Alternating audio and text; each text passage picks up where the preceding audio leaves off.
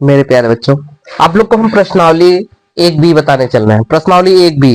अब प्रश्नावली 1B में ध्यान दीजिएगा बालक, ध्यान दो। प्रश्नावली 1B, एक एक खत्म हो गया था। 1B क्लास 9 का है। पहला दिया है कि निम्नलिखित पूर्णांकों के योगात्मक प्रतिलोम लिखिए। निम्नलिखित पूर्णांकों के योगात्मक प्रतिलोम। योगात्मक प्रतिलोम जानते हो ना, प्लस रहेगा तो माइनस हो जाएगा, ठीक है ना, वही योगात्मक प्रतिलोम लिखना है। तो पहला दिया है, कह रहा है योगात्मक प्रतिलोम लिखना है। जैसे योगात्मक प्रतिलोम, जैसे ए का योगात्मक प्रतिलोम क्या होगा? योगात्मक प्रतिलोम क्या हो जाएगा? माइनस ए। समझ में आया कि नहीं? अगर माइनस ए का योगात्मक प्रतिलोम क्या होगा? प्लस ए। विपरीत चिन्ह होता है, याद रखिए। तो आपका सवाल पहला बता रहा है।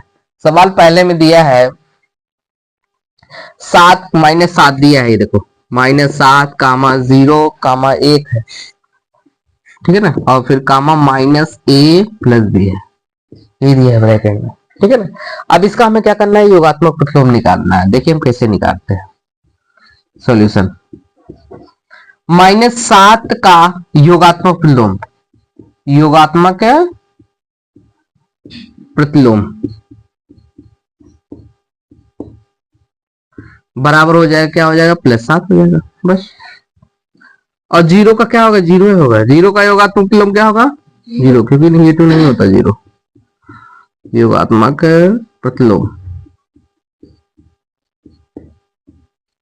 0 का क्या होगा? 0 ही होगा। समझ में आया कि नहीं? फिर 1 का योगात्मक प्रतिलोम, योगात्मक प्रतिलोम कितना होगा? -1।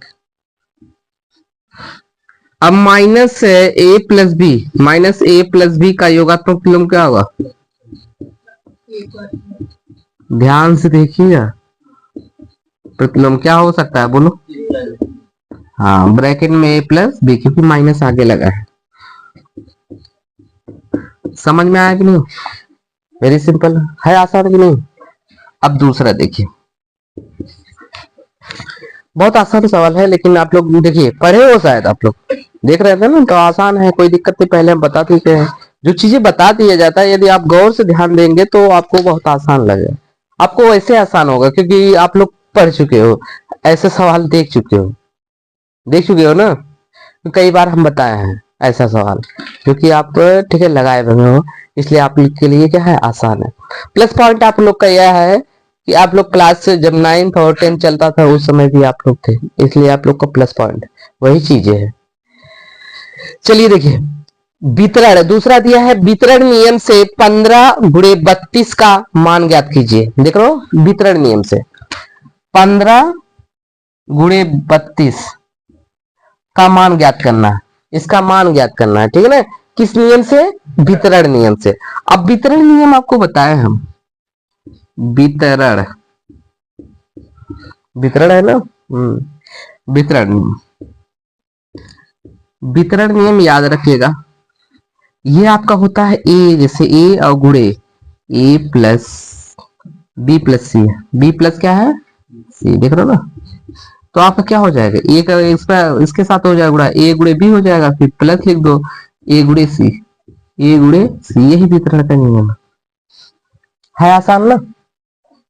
तो इसको हम उस रूप में लिखेंगे, वितरण के रूप में, वितरण नियम से। अब वितरण नियम से लिखेंगे, देखो इसमें c का वैल्यू नहीं है, जिक्र किया गया है नहीं है ना, तो यहाँ पे जिक्र लेकिन करना पड़ेगा। तो आपको इसमें एक सेट करना पड़ेगा। ये जैसे 15 है तो हम 15 को 15 लिख ले रहे हैं, गुणे लिख दे रहे हैं। और 32 को हम लिख सकते हैं 30 + 2, क्या लिख सकते हैं? 30 2 32। समझ में आया ना?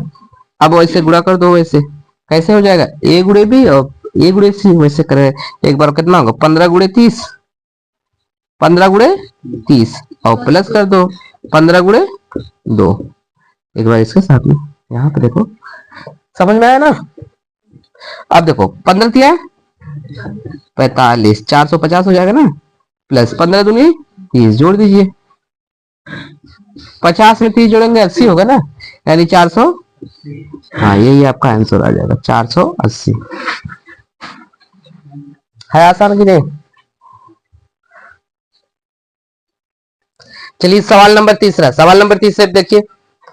तीसरा दिया है धन पूर्णांकों में एक उदाहरण सहित दर्शाइए। धन पूर्णांकों में एक उदाहरण सहित दर्शाइए। बालक ध्यान दो, अरे बच्चा ध्यान दो। धन पूर्णांकों में एक उदाहरण सहित दर्शाइए कि योग की संक्रिया पर योग का वितरण नियम असत्य है। योग संक्रिया पर योग का वितरण नियम क्या है? असत्य है। वितरण नियम अभी बताए थे ना। चलो देखो, वितरण नियम,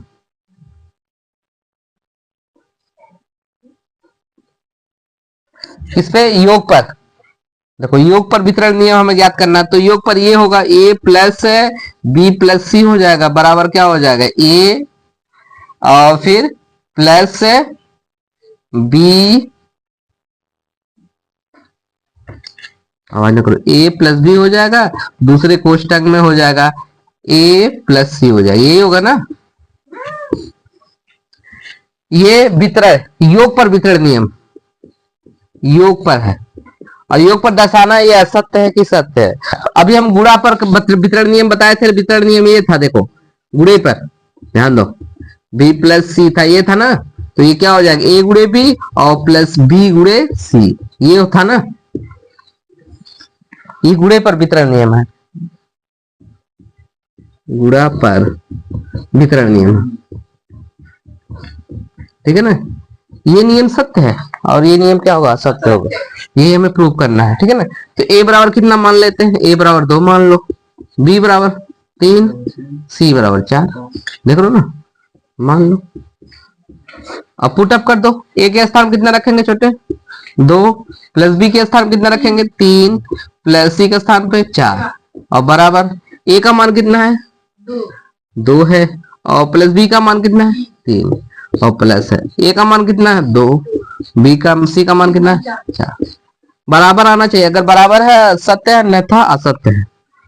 2 प्लस 3, 4 3 7, 3 2 5, 4 3 4 2, ये जोड़ी 7 2 6 5, हाँ, L H S not equal to R S, बराबर नहीं, बराबर नहीं है। अतः अतः योग की संक्रिया पर योग का वितरण नियम असत्य है। अतः योग की संक्रिया पर योग का वितरण नियम असत्य है। क्या है? असत्य है, समझो ना। अब देखिए यहाँ पे क्या है? योग पर, ठीक है, यहाँ पे दिया है योग की संक्रिया पर योग का वितरण नियम क्या है? असत्य है। अब यहाँ पे योग की संक्रिया पर, ठीक है, गुणे की संक्रिया पर योग का वितरण नियम क्या है? सत्य है। अब देख लो इसको अगर प्रूव करेंगे, ए प्लस ए का मान कितना रखे? 2, बी का मान, अच्छा इसे देख लेते, चलो ए का मान कितना है?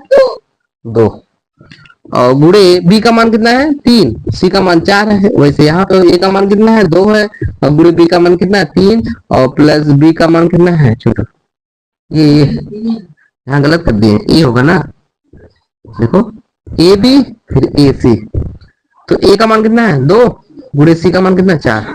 इसको सॉल्व करिए, देखिए 2 गुणे 4 3 7, 3 दूनी 6, अरे 5 गुणा कर रहे हैं छोटे, गुणे 4 दूनी 8 हो जाएगा, 7 दूनी 8 6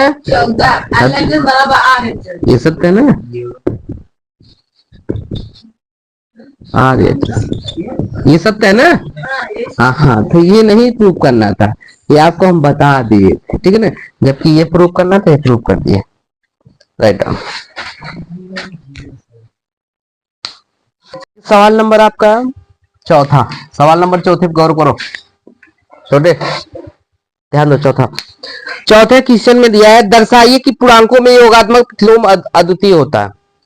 दर्शाना है कि दर्शाइए कि पूर्णांकों में योगात्मक नियम अद्वितीय हल है। योगात्मक नियम का क्या है? अद्वितीय हल है। तो मान लीजिए, माना पूर्णांक ए के दो अलग अलग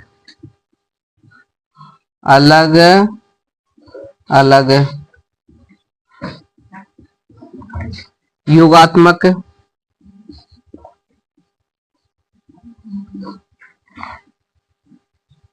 पूर्णांक बी और सी है। देख लो, बी और सी है। देखो योगात्मक, ध्यान दो, मैंने बताया था योगात्मक प्रतिलोम का नियम क्या होता है। जैसे एक योगात्मक ए है, ठीक है, जैसे ए संख्या ए का योगात्मक प्रतिलोम क्या होगा? हाँ, योगात्मक प्रतिलोम की बात किया जा रहा है, माइनस ए हो जाएगा। कितना हो जाएगा? माइनस ए। अब इन दोनों को यदि आप जोड़ेंगे तो कितना होगा? कितना होगा छोटे, बताओ? दो जोड़ने पर कितना आ रहा है? जीरो आ रहा है ना, जीरो आ रहा है। आता है ये क्या है? अगर इन दोनों का संख्याओं का योग क्या है? जीरो आ रहा है, तो ये योगात्मक प्रतिलोम होगा, अन्यथा नहीं होगा। यहां मैंने मान लिया है कि अलग ए का योगात्मक प्रतिलोम एक बार ए माना है, दूसरा सी माना है, ठीक है ना। तो आपका नियम, इसके नियम से, किसके? योगात्मक के नियम से, देख लो, योगात्मक के नियम से हम लाएंगे, ठीक है ना। योगात्मक के नियम से क्या हो जाएगा? के नियम से, अगर योगात्मक के नियम से बात किया जा रहा है, एक बार ए वाला कितना मान रहे हैं? बी मान रहे हैं, तो दोनों को जोड़ देंगे, कितने बराबर? जीरो बराबर हो जाएगा, समीकरण एक मान लो। दोबारा ए वाला मान रहे हैं, तो ए के साथ किसका जोड़ेंगे? सी वाला जोड़ देंगे, ये भी जीरो होगा। होगा कि नहीं? योगात्मक नियम से। समीकरण एक और दो से, समीकरण एक और दो से, छोटे ध्यान दो, समीकरण एक और दो से, समीकरण एक और दो से देखिए, वन साइड टू साइड बराबर है, तो वन साइड भी बराबर हो जाएगा, यानी ए प्लस बी बराबर क्या होगा? ए प्लस सी होगा, होगा ना। ये प्लस कैंसिल हो जाएगा, बी बराबर क्या हो जाएगा? सी। बी बराबर कितना होगा? सी, देख रहे हो ना। अतः लिख देंगे बी और सी दोनों एक ही है, एक ही है, दोनों एक ही है ना, बराबर है, अर्थात एक ही है। जो ए का मान बी का मान होगा वही सी का मान होगा, दोनों एक ही है। इसलिए पूर्णांकों में, इसलिए पूर्णांकों में योगात्मक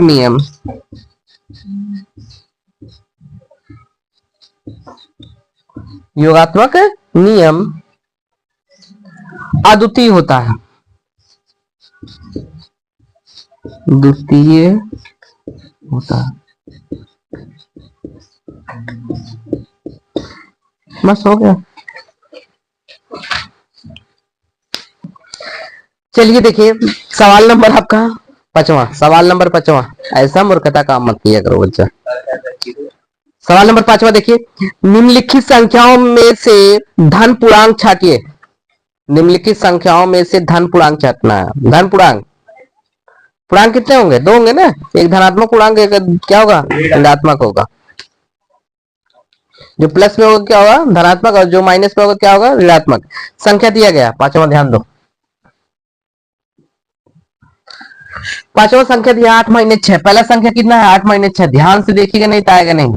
देख लो, पहला कितना? 8 - 6। दूसरा है 2 - 5, 2 माइनस कितना है? 5। फिर तीसरा है 1/3, 1/3। फिर चौथा है, छोटू ध्यान दो, -3, -3 कामा -3 और ब्रैकेट में माइनस क्या होगा? 4, -3 गुणे -4 है। फिर अगला है 8 भागे है, 8/2 दिया है, 8/2 हो गया ना। फिर अगला है -5 और गुणे 3, -5 गुणे 3, देख लो ना। फिर अगला क्या है? -5 गुणे 3 हो गया ना। फिर अगला है 3 गुणे 5, 3 गुणे क्या है? 5, देख लो ना।